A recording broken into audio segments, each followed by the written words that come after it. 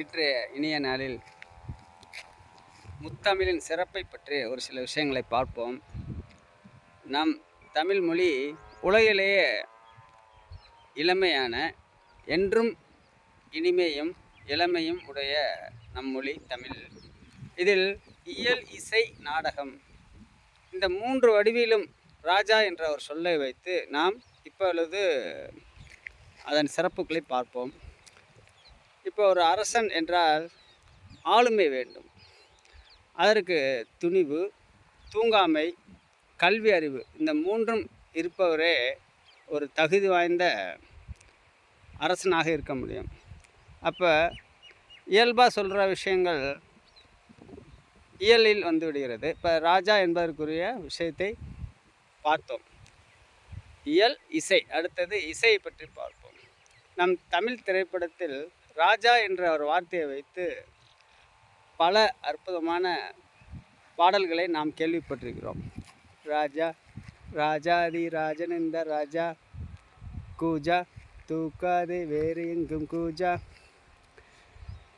கேட்டது கிடைத்தது கோடிக்கணக்கில், போட்டது முளைத்தது கொத்து கொத்தாய் பூத்தது, நான் இந்த நாட்டிலே இன்னொரு ராஜாதான்.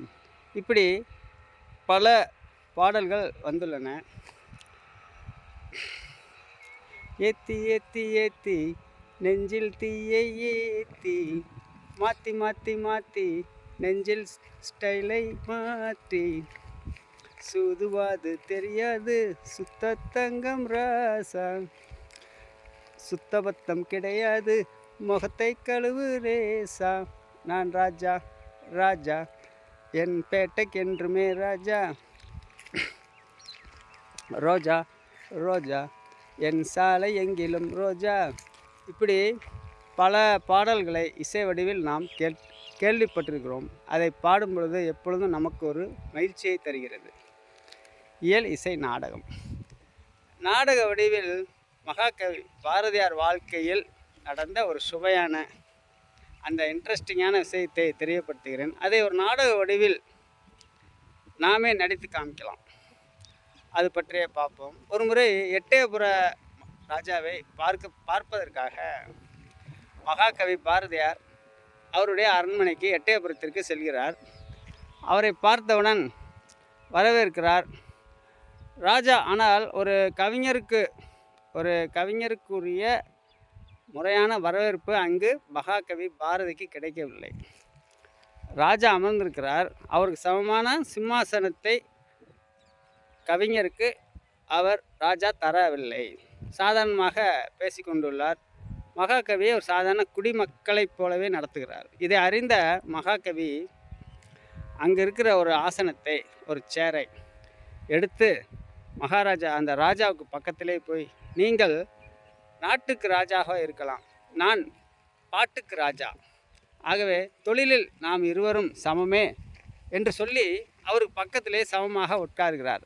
அவரே சேரை எடுத்து வந்து போட்டு இந்த வார்த்தையை சொல்லி அமர்கிறார். இதை நம் பள்ளிகளில் உள்ளவர்கள் இதை ஒரு நாடக வடிவாகவே நடித்து காமிக்கலாம்.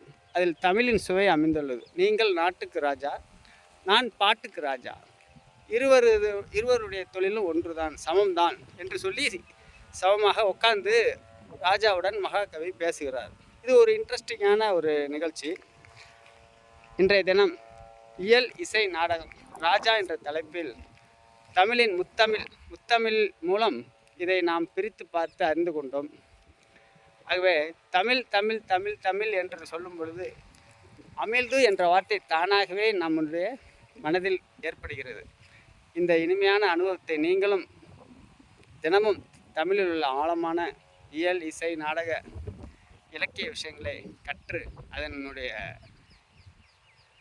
அற்புதமான விஷயங்களை பலவற்றை தெரிந்து அதை நீங்களும் மற்றவர்களோடு பகிர்ந்து கொண்டு மகிழ்ச்சியுடன் வாழ்வீராக. மீண்டும் அடுத்த காணொளியில் பார்ப்போம்.